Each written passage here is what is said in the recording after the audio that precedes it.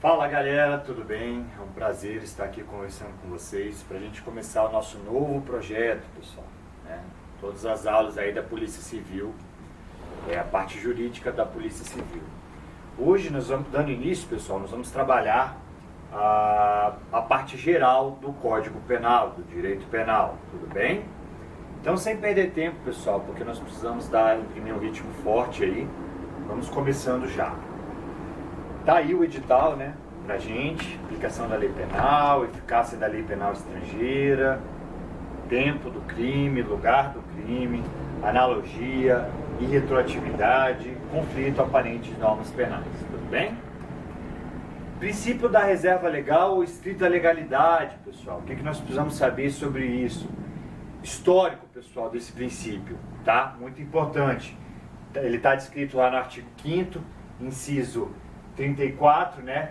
Importante, pessoal, é uma cláusula pétrea, tá? O princípio da reserva legal ou estrita legalidade. Ele teve origem lá em 1215, galera, na Carta Magna de João Sem Terra, tá? O que ficou definido lá? Nullum crimen, nulla pena sine lege, pessoal. Não há crime sem pena na lei. É preciso que haja uma previsão desse crime, tudo bem? Bom, pessoal, o que mais que a gente pode dizer? Se desdobrando esse princípio, tá, da reserva legal, da estrita legalidade, tá, é que a lei é a fonte formal e imediata do direito penal, pessoal. Somente a lei pode criar crimes e cominar penas, tudo bem? O direito penal, ele tem um monopólio, a exclusividade na criação das penas, beleza? Artigo 1º, pessoal, não há crime sem lei anterior que o defina, muito importante, tá? E também, outros desdobramentos do princípio da legalidade, não há pena sem prévia cominação legal. Embora se fale em crime, tá? O princípio também é aplicado para contravenções penais. Se cair isso na prova de vocês, marque como verdadeiro. O princípio também é aplicado para contravenções penais. Tudo bem? Fundamentos do princípio da reserva legal. Depois eu vou distribuir esse PDF para vocês, tudo bem? Fundamento jurídico. A taxatividade, tá? O que quer dizer isso? A lei deve descrever com precisão um conteúdo mínimo da conduta criminosa. Esse é o fundamento jurídico, tá? Se a gente fosse exigir o conteúdo total para todos os crimes, por exemplo, para os crimes culposos, pessoal, não haveria que se falar em normas penais em branco, tá? E os tipos abertos seriam considerados inconstitucionais, tá? É impossível que o legislador, no momento de estabelecer os crimes, ele preveja todos os detalhes de todos os crimes, pessoal. Então, tá? Por exemplo, na lei de drogas, o legislador tem como saber qual seria todas as drogas existentes em todos os momentos, desde o momento da promulgação da lei até os dias de hoje? Não. Então veio uma portaria, né, da Anvisa dizer o que seria droga. Então é preciso que haja essa taxatividade sobre pena, que nós temos tipos penais indeterminados. Isso feriria o princípio da legalidade. Tudo bem? Qual a conclusão, e muito importante para a prova de vocês? Analogia e malapartem no direito penal, em prejuízo do réu, é possível? Não, pessoal, não é possível. Tudo bem? O que significa analogia? Analogia significa aplicar um caso não previsto, um caso na lei que regule esse caso não previsto. Só é possível analogia em favor do réu, em prejuízo do réu, jamais. Esse era o fundamento jurídico do princípio da legalidade. Fundamento político, pessoal. A proteção do ser humano contra o arbítrio do Estado. Era preciso botar limites à atuação do poder estatal. Esse, então, é o fundamento político. Tudo bem? Fundamento democrático, pessoal, do princípio da legalidade. Muito pouco cobrado, mas está aqui para vocês saberem, tá? O STF decidiu que o fundamento democrático expressa a ideia de que o povo, através dos seus representantes, determinaria as respectivas penas. Está aí o princípio democrático. O que vocês precisam mais saber para a prova? Fundamento jurídico e o fundamento político. Tudo bem? Observação, pessoal. Medidas provisórias. É possível medidas provisórias tratando de crimes? Existem duas posições, pessoal. A primeira, encabeçada pelo STF, diz que sim, desde que sejam favoráveis aos réus. Essa é a primeira posição. Por exemplo, o Estatuto do Desarmamento tinha uma previsão que a entrega da arma excluiria o crime. Isso foi feito por medida provisória. Tudo bem?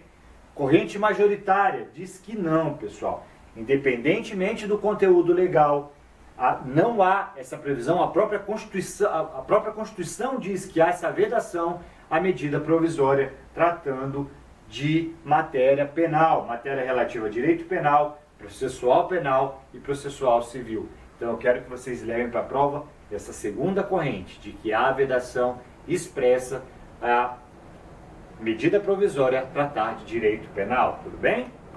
Continuando. Qual a nomenclatura correta, pessoal? O princípio da reserva legal ou da legalidade, né? Alguns doutrinadores não fazem essa diferenciação, porém, alguns doutrinadores, a maioria, distingue, tá? Para esses que distinguem, tá? Para esses que não distinguem, para os que distinguem, o princípio da legalidade está no artigo 5º e diz que qualquer lei, em sentido amplo, qualquer espécie normativa pode definir os tipos penais, tá? Já o princípio da reserva legal seria diferente do princípio da legalidade. O princípio da reserva legal reclama uma lei em sentido estrito, ou seja, uma lei no sentido formal e material. Não poderia existir outras espécies normativas. Lei em sentido formal é aquela que foi criada de acordo com o processo legislativo rígido, existente, tá? Em sentido material, é uma lei que trata de aspectos constitucionalmente reservados à lei. Em uma prova objetiva, essa opção de reserva legal é a que mais deve ser cobrada. Tudo bem? Guardem essa segunda posição. Continuando. Mandatos de criminalização ou mandatos constitucionais de criminalização. Não tem muito a ver com a nossa matéria, mas é importante que vocês saibam. São ordens emanadas pela Constituição Federal ao legislador ordinário de criminalizar determinados comportamentos.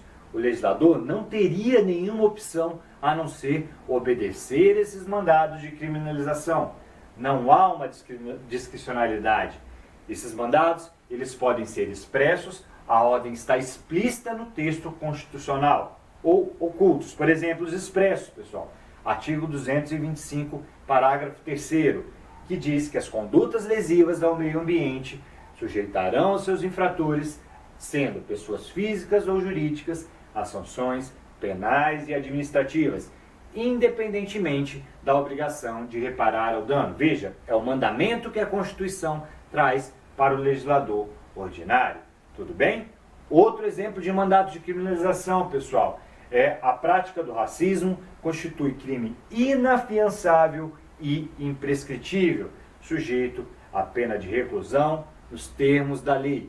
Exemplo de mandado de criminalização tácito, pessoal, tá? A ordem ela é retirada da harmonia da Constituição, do texto da Constituição. Por exemplo, combate à corrupção no poder público.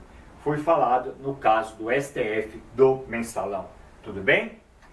Até 2016, pessoal, o crime de terrorismo ainda não tinha sido concretizado na legislação brasileira, tá? E veio a Lei 13.260 de 2016, onde houve o cumprimento desse mandado de criminalização. Tudo bem? Continuando, pessoal. Agora falamos do princípio da legalidade, vamos falar do princípio da anterioridade. O que diz o princípio da anterioridade? A lei penal, pessoal, ela deve ser anterior ao fato cuja punição se pretende, pessoal. Eu não posso apenar ninguém se não existe uma lei prévia anterior ao fato cometido. A lei penal, ela só é aplicável aos casos ocorridos após a sua entrada em vigor, pessoal. Guardem disso. O efeito automático desse princípio é de que a lei não retroage, galera, somente para beneficiar ao réu. É o princípio da irretroatividade da lei penal. Conseguem entender? Uma lei, ela só vai retroagir para ser aplicada a um fato anterior se ela for melhor para o autor, no caso para o réu. Tudo bem? Guardem essa informação. Tranquilo? Falamos do princípio da legalidade, falamos do princípio da anterioridade. Que mais nós podemos falar sobre o princípio da anterioridade, galera? A lei que diminui a penalidade, exemplo, né? Não tem muito a ver aqui, somente a título de exemplo. Não se aplica esse entendimento ao princípio da anterioridade porque é uma infração administrativa. Nas infrações administrativas de trânsito, nós temos uma exceção ao princípio da anterioridade. A lei que diminui uma penalidade de infração de trânsito não retroage para alcançar pessoas que tenham cometido a citada infração antes de sua entrada em vigor. É uma exceção, pessoal, ao princípio da anterioridade. Por quê? Porque é uma infração administrativa, não é uma infração penal, na lei penal, tudo bem? Por exemplo, se vem uma nova lei e diz que diminui os pontos de determinada infração de trânsito, ela não vai retroagir, porque é uma infração administrativa, tudo bem? Não sendo o caso de infração penal, não há que se falar em retroação da lei mais benéfica, tudo bem? Só um parênteses aqui dentro da explicação do princípio da anterioridade. Vamos continuar, pessoal.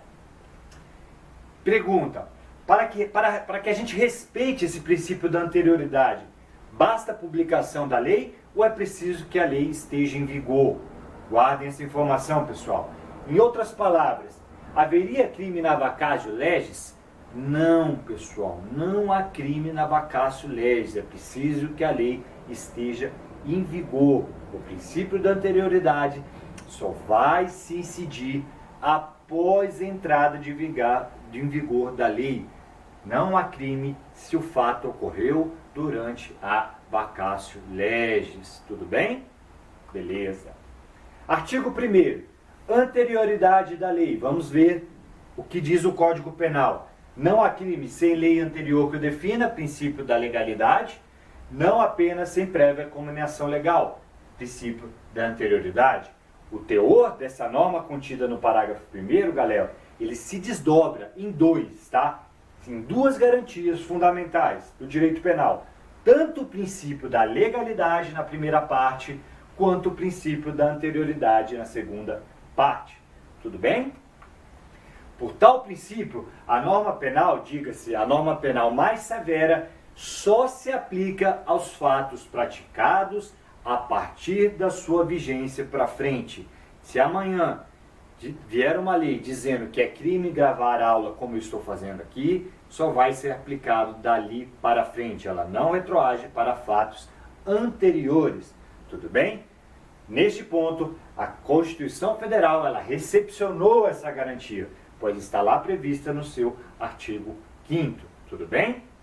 Disse que tal princípio implica também na irretroatividade da lei penal. A regra é que haja uma irretroatividade da lei penal, ou seja, não se alcançará os fatos praticados antes de sua vigência, ainda que venham sido praticados futuramente como crime.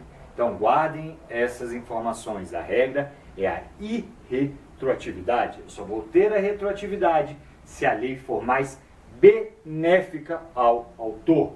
Tudo bem? No entanto, existe uma situação interessante, pessoal. Quando a lei penal mais severa, ela entra em vigor no momento em que está sendo praticado um crime continuado. O crime começou na semana passada e ele não terminou. Ele começou na semana passada e está se repetindo todos os dias. Ele não se consumou, né? Eu assalto um ponto de ônibus da mesma maneira, com a mesma forma, todos os dias. E vamos supor que hoje entre em vigor uma nova lei, galera, mais severa. Nós vamos aplicar a primeira lei mais benéfica ou nós vamos aplicar a lei mais severa, pessoal? O que vocês acham, tá? Por uma questão de política criminal, o crime continuado, o STF entendeu, pela punição de apenas um desses delitos. majorando, contudo, tá, a sanção diante da pluralidade de fatos. Então, o que é importante aqui que vocês saibam, né? No crime continuado, se durante o crime continuado vier uma lei mais severa e não houver se consumado esse delito, eu vou aplicar a lei mais grave, pessoal. Isso não fere o princípio da anterioridade. Daqui a pouco nós vamos ver a redação da súmula 711 do Supremo Tribunal Federal, tá? Temos dois entendimentos a respeito dessa situação. Primeiro, a lei penal ela não alcança os fatos praticados antes de sua vigência, tá? Logo, agravando-se o rigor da norma em curso na continuidade delitiva, os fatos anteriores à nova lei não seriam alcançados por essa lei. Esse primeiro entendimento é o entendimento ultrapassado, pessoal. Não é mais esse entendimento que nós aplicamos. Nós aplicamos a segunda corrente. O artigo 71 do Código Penal encerra uma ficção jurídica, de qual se entende que nesse decorrer da repetição dos atos, nós temos apenas um delito. Tendo o autor do fato praticado a conduta quando em vigor a lei mais severa, tá? Toda a continuidade delitiva subsequente se submete-se à lei mais gravosa, pessoal, mais recente, tá? Tal princípio não viola o princípio da irretroatividade da lei mais severa, pois o STF considera que nesse caso foi aplicado, o delito foi praticado quando a lei mais nova estava aplicável. Guardem esse segundo entendimento para a prova de vocês. É ele que vai ser cobrado, tá? Acrescentando-se a partir dos comentários que nós dissemos até agora, nós temos que foi positivada pelo STF a súmula 711, pessoal. A lei penal mais grave aplica-se ao crime tanto continuado quanto ao crime permanente. Veja, o crime continuado é uma coisa, o crime permanente é outra. Mas temos a mesma ideia. No crime continuado, nós repetimos a sequência de delitos, nós consideramos o mesmo crime. No crime permanente, o crime não se consuma numa primeira etapa, né? Ele se mantém, por exemplo, eu guardar drogas. É um crime permanente. Enquanto eu estiver guardando as drogas, o flagrante poderá ser efetuado. Então é um crime permanente. Nessas duas ideias, tanto no crime continuado quanto no crime permanente, se sua vigência é anterior à cessação da continuidade ou da permanência, eu vou aplicar a lei penal mais grave. É isso que vocês precisam entender. Tudo bom? Beleza. Chegamos ao tempo e ao lugar do crime, pessoal. O que vocês precisam saber sobre isso? Nunca se esqueçam da luta, pessoal. Esse mnemônico lá na provinha de vocês. Luta. Lugar do crime, pessoal. Teoria da ubiquidade. Tempo. Teoria da atividade. Isso aqui me socorre até hoje nas provas, pessoal. Luta. O Código Penal adotou a teoria da atividade quanto tempo do crime. Considere-se praticado o crime no momento da ação ou omissão, ainda que o outro seja o resultado. Tudo bem? Quais são as consequências disso, pessoal?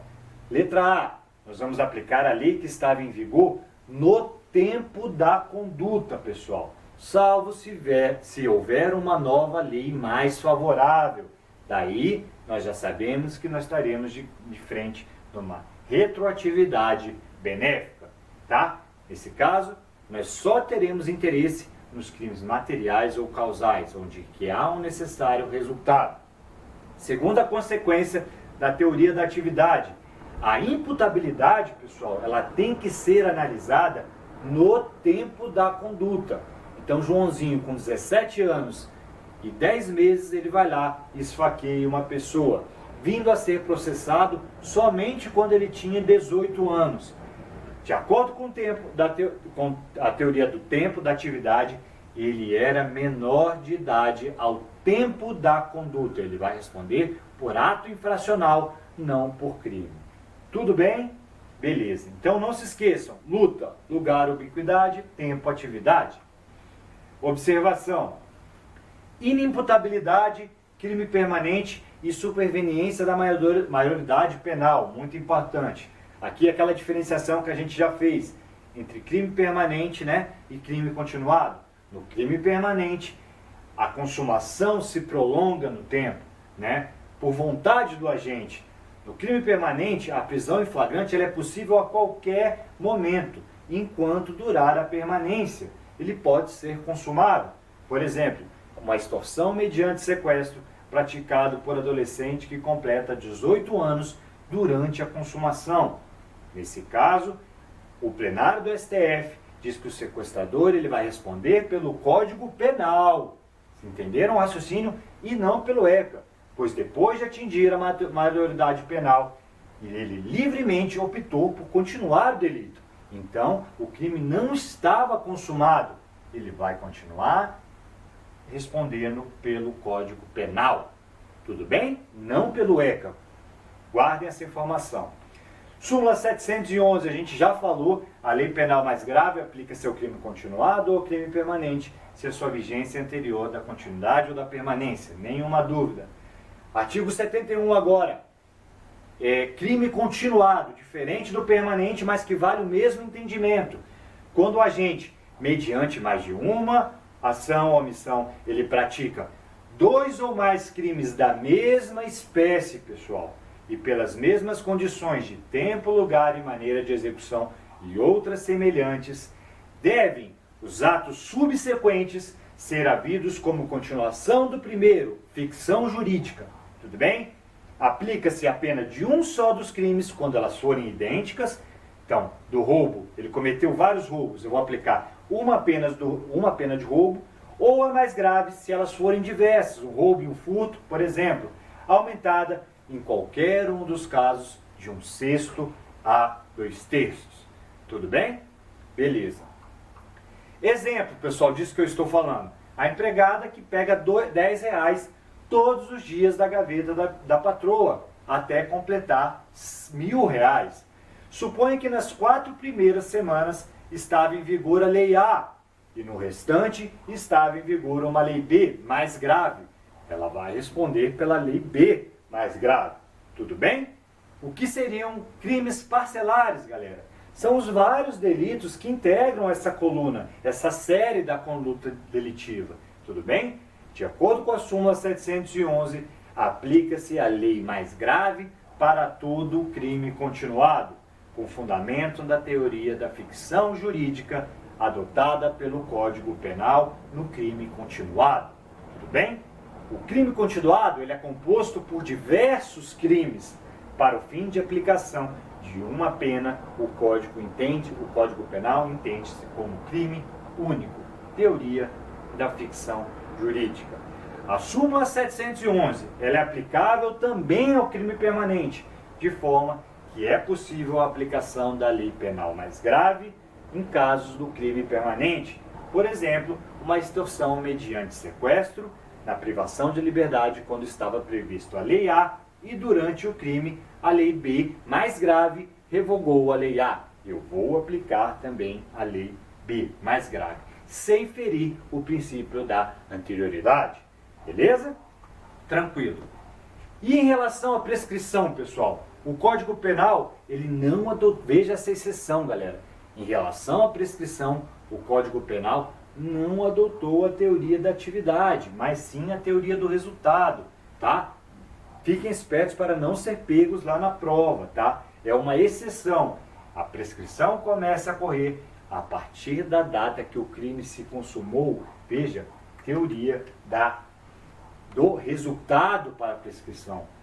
Artigo 111 do Código Penal. A prescrição, antes de transitar em julgado, a sentença final começa a correr do dia que o crime se consumou.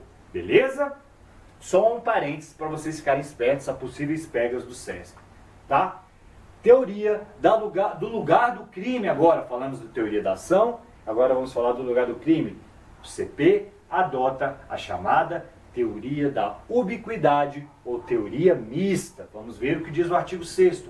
Considera-se praticado o crime no lugar em que ocorreu a ação ou omissão, tá, pessoal?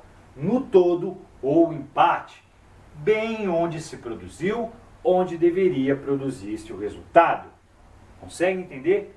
Tanto faz o lugar da ação ou omissão, no todo ou empate, bem como onde se produziu ou deveria se produzir o resultado. Um exemplo da teoria do lugar do crime, pessoal. Eu dou um tiro no meu desafeto no Brasil, que morre no Paraguai. A conduta foi praticada no Brasil e o resultado foi no Paraguai. O lugar do crime é o Brasil e o Paraguai, tudo bem? Essa teoria, pessoal, ela só se aplica para o caso dos crimes à distância, pessoal, onde a conduta é num país e o resultado é em outro país, tá bem? Chamados de crimes de espaço máximo, tudo bem? Esses crimes são aqueles que envolvem diversos países. O problema aqui é de soberania, não há que se falar nessa aplicação para dois países cometidos no mesmo local. Já no crime tentado, o lugar é aquele onde o resultado deveria ter sido produzido, onde aqueles se desenvolveram os atos executórios. Guardem essa informação, pessoal. Já vejo o CESP cobrando. Crime tentado, onde deveria ter sido produzido ou onde se desenvolveram os atos executórios. Pessoal, vamos dar um tempo aqui, terminamos o nosso primeiro bloco e já nós retornamos continuando a nossa aula de parte geral do Código Penal. Um abraço!